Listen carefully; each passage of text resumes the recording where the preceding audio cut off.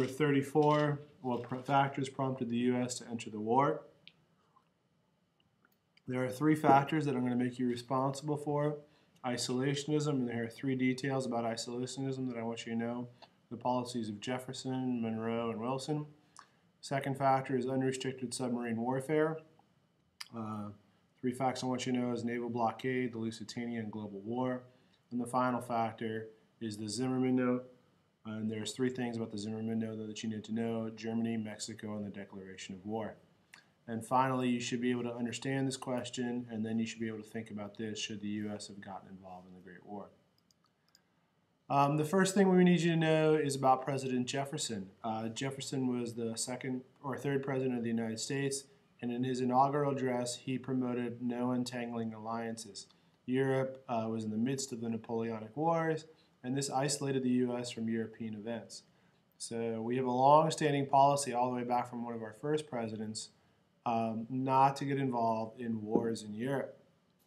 A few years later, President Monroe, who is our fifth president, he passed the Monroe Doctrine, and he came up with the concept that there's two hemispheres.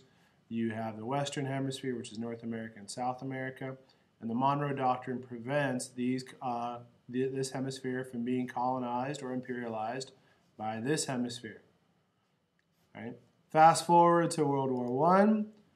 President Wilson was re-elected in 1916 with this slogan: "He kept us out of war."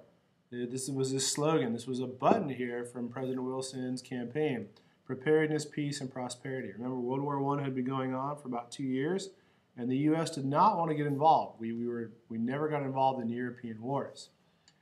But this is what brings us to the war. The war comes to us: unrestricted submarine warfare. This right here is something that was published in an American newspaper by the Imperial German Embassy. And they just said, basically, in this newspaper article, we're going to sink anybody who travels in the North Sea.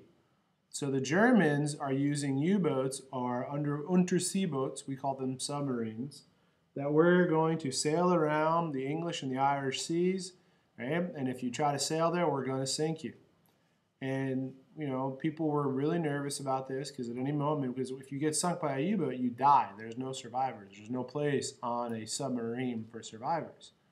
So this really hits in America when there was a boat sailing from the United States to England called the Lusitania. And it sunk in 1915. It's carrying American passengers to Britain. And the Germans knew this, but the public did not know this, but it carried ammunition as well. So Germany suspends the policy of unrestricted submarine warfare for 2 years. They don't start it up again until 1917. Okay? Now, secretly, they're trying to find a way to break the blockade or break the stalemate in the Western Front. So they send a message to Mexico. And they said that we would help Mexico conquer the land lost to the U.S. This is the land right here that Mexico lost in the Mexican-American War: California, Nevada, Utah, Arizona, parts of Colorado, and parts of New Mexico. So if we get this, if Mexico joins the war and attacks the U.S., then they'll help Mexico get this land back. The British cryptographers, MI6, you guys know them from James Bond, they break this code in this note, and they pass it to the U.S. Passed to the U.S. by the British government. So the U.S. declares war in 1917. Oh, and previous to this note, they said that they're going to resume unrestricted submarine warfare. So you have the resumption of unrestricted submarine warfare. Then you have the decryption of the Zimmerman Note. And that's finally when we declare war. The U.S. declares war in 1917.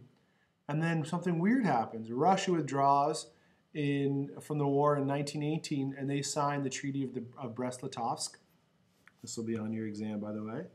And the Germans pour all their resources in the war into the Western Front, and they really think they're finally going to win because they're no longer fighting a two-front war. But then the Americans show up. Right? And there's a very fanatic German soldier who is convinced that they're going to win the war. His name is Adolf Hitler, and he's fighting on the Western Front for the German army. And we'll talk quite a bit about him next month. All right, thanks. Bye.